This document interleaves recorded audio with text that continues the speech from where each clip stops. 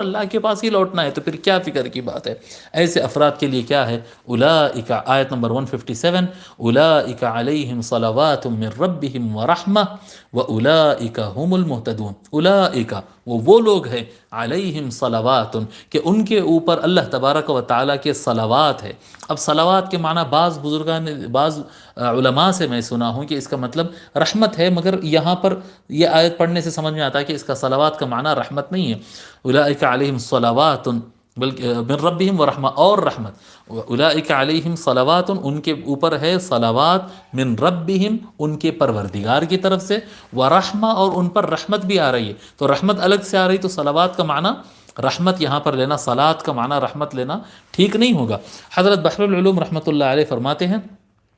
ان پر الطاف و کرم ہے، اللہ تعالیٰ کا خصوصی لطف و کرم ہوگا۔ جی، صلوات کا معنی، صلوات جمع ہے نا، صلات واحد ہے، صلوات جمع ہے۔ اللہ تبارک و تعالیٰ کی بہت سے سارے لطف و کرم ہے، اللہ تعالیٰ کی طرف سے مرحبا و آفرین ہے، ان کا ویلکم ہے، اور مجدہ قربت ہے۔ یہ مجھے معنی زیادہ اپیل کر رہا ہے، یعنی اللہ تبارک و تعالیٰ کی طرف سے ان کے لیے قریب ہونے کے اور قریب ہونے کی خوشخبریاں ہیں۔ اللہ تبارک و تعالیٰ ان کو اپنے اور قریب کرتا ہے، اور قریب کرتا ہے۔ صلوات، شیخ الاسلام علامہ طاہر القادری صاحب اس کا ترجمہ کیے ہیں، اولئک علیہم صلوات، یہی وہ لوگ ہیں جن پر ان کے رب کی طرف سے پے در پے نوازشیں ہیں، اللہ تعالیٰ کا خصوصی کرم، وہی جو حضرت فرمایا ان پر الطاف و کرم ہے، اس طرح کا ترجمہ انہوں نے کیا ہے۔ تو اولئک علیہم صلوات من ربہم ورحمہ، جو اللہ کے راہ میں اس طرح سے ڈٹ کر محنت کرتے ہیں اور قربان ہونے سے پیچھے نہیں ہٹتے، اور قربانی جب کسی چیز کی ہوتی ہے تو یہی کہتے ہیں کہ اللہ ہی کا تھا، ہم اللہ ہی کی ملکیت ہے، اسی کی طرف لوٹنا ہے، ایک تو موت ہے، بس وہ موت سے گزرنا ہے، تو آگے پھر زندگی ہے، وہ بھی اللہ اور اس کے رسول کے قرب میں زندگی ہے۔ تو ایسے افراد پریشان نہیں ہوتے، ان کے لیے وہ اللہ تبارک و تعالیٰ کے قریب ہوتے جاتے، ان کے لیے خوشخبریاں ہیں قربت الہی کے، ورحمہ، اور خصوصی رحمت کے لیے،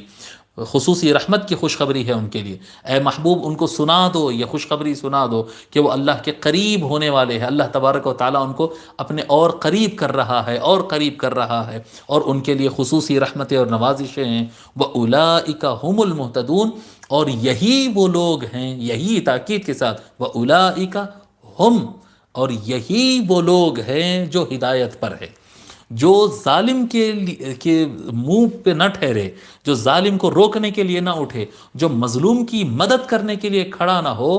وہ اپنے آپ کو پوری ہدایت پر نہ سمجھے، بلکہ سجدے کرتے رہے، نمازیں پڑھتے رہے، روزے رکھتے رہے، سب کچھ کر رہا ہے، نماز، روزہ، قرآن، تسبیح، اللہ اللہ، استغفار وغیرہ سب کر رہے ہیں، داڑھی ہے، ٹوپی ہے، سب کچھ ہے، لیکن کسی مظلوم کی مدد کرنا ہے، کوئی پریشان حال کی مدد کرنا ہے، وہاں پر انجان ہو گئے، اور کسی غریب کے سپورٹ میں کھڑے نہ ہو، کوئی ظالم کو روکنے کی ہمت نہ کرے، تو یہ ایسا آدمی نمازیں ضرور پڑھے، حج ضرور کرے، استغفار ضرور پڑھے، سب کچھ کرتا رہے، لیکن اپنے آپ کو پوری ہدایت پر نہ سمجھے، جی، پوری ہدایت پر نہ سمجھے، کہ انسانیت کا کمال اطاعت الہی، اور اللہ تبارک و تعالیٰ کی اطاعت اور اللہ تعالیٰ کی راہ میں چلنے کا مطلب یہ ہوتا ہے کہ جہاں پر آپ اللہ تعالیٰ سے اپنا کنیکشن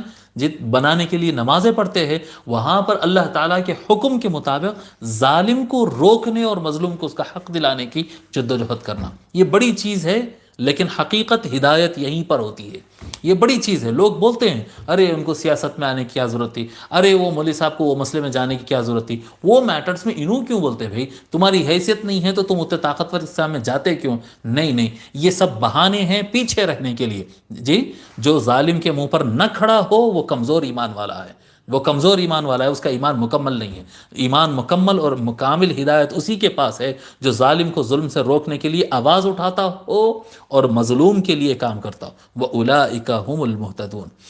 یہی لوگ ہدایت والے ہیں۔ تھوڑا وقت زیادہ ہو گیا لیکن مضمون اہم تھا اور یہیں تک مکمل ہوتا تھا، اس لیے کر دیا۔ اللہ تبارک و تعالیٰ سے دعا ہے کہ مولا رب کریم